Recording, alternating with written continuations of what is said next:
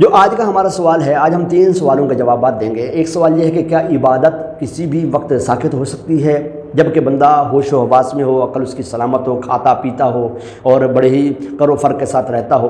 تو گزارش یہ ہے کہ بعض جوہال قسم کے لوگوں کے اندر یہ، اور اپنے آپ کو یہ پیر کہتے ہیں، حقیقت میں یہ پیر نہیں ہوتے، یہ بات ہے، اور یہ اپنے مریدوں کو، اپنے چاہنے والوں کو بھی کہتے ہیں کہ دیکھو عبادت یہ ہے کہ پیر صاحب جو پیر نہیں ہے، میں پیر کا بھی بتا دیتا ہوں کہ پیر کیا ہوتا ہے۔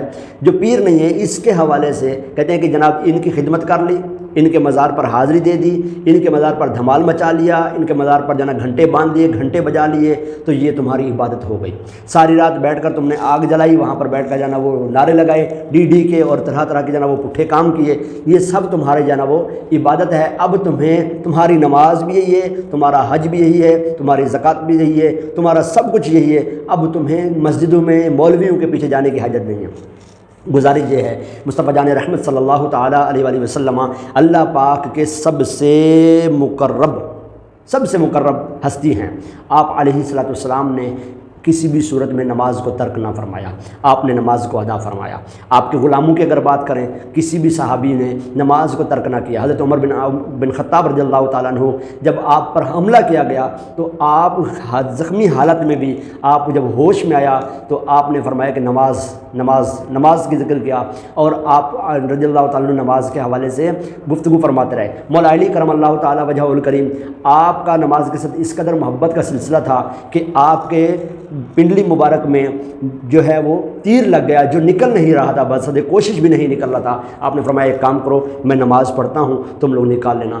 آپ رضی اللہ تعالیٰ عنہ نماز پڑھنے کے لیے کھڑے ہوئے، پیچھے سے تیر نکال لیا گیا، آپ کو پتہ بھی نہ چلا۔ کیوں؟ کیونکہ آپ اللہ تبارک و تعالیٰ کی عبادت میں اس قدر مشغول تھے۔ حضور سیدی غوث اعظم رحمۃ اللہ تعالیٰ کی بات اگر میں کروں، آقا علیہ السلام کی اولاد میں سے ہیں، آپ کے غلام ہیں۔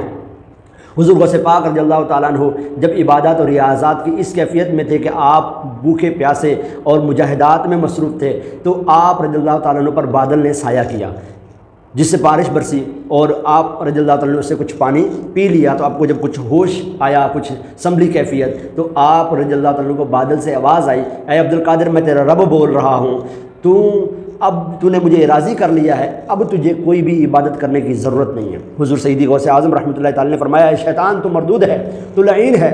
جب مصطفیٰ جان رحمت صلی اللہ تعالیٰ علیہ وآلہ وسلم پر عبادت معاف نہیں ہے، وہ نماز پڑھنے کے پابند ہیں، تو میں کیسے ہو سکتا ہوں؟ تو شیطان نے آپ رضی اللہ تعالیٰ عنہ کو تکلیف دینے کی کوشش کی اور آپ کو بھٹکانے کی کوشش کی۔ جب غوث پاک رحمۃ اللہ تعالیٰ ایسے برگزیدہ ولی، ایسے برگزیدہ بندے کہ جن کو ہر مکتبہ فکر کے لوگ قدر کی نگاہ سے گفتگو کرتے ہیں، قدر کی نگاہ سے دیکھتے ہیں، سوائے بد نصیبوں کے، تو آپ رضی اللہ تعالیٰ عنہ نے بھی عبادات اور ریاضات کو نہ چھوڑا۔ آپ نے انتقال کے وقت اپنے بیٹے کو توحید کا حکم دیا، فرمایا کہ توحید پر ہی عمل کرنا ہے، رب تعالیٰ سے ہی مانگنا، اللہ ہی کو حقیقی کارساز ماننا، آپ نے یہ وصیتیں فرمائیں۔ تو جب ان ہستیوں پر عبادتیں معاف نہیں ہو سکتی، تو کیا ایسے اللے تللے گھنٹے باندھنے والے، ناجائز و حرام کاموں میں پڑھنے والے، کھانے والے یہاں اور یہ کہنے والے کہ ہم نماز مدینے میں پڑھتے ہیں، تو کھانا بھی وہیں پر کھا لیا کرو، وہاں تو ملتا ہے، تو کھانا مریدوں کے ہاں کھانا ہے۔ اب ذرا سوچ لیں کہ ایسے لوگوں کے ساتھ آپ لوگ کس طرح چلیں گے، کس طرح آپ لوگ وقت گزاریں گے۔ میں آپ سب سے گزارش کروں گا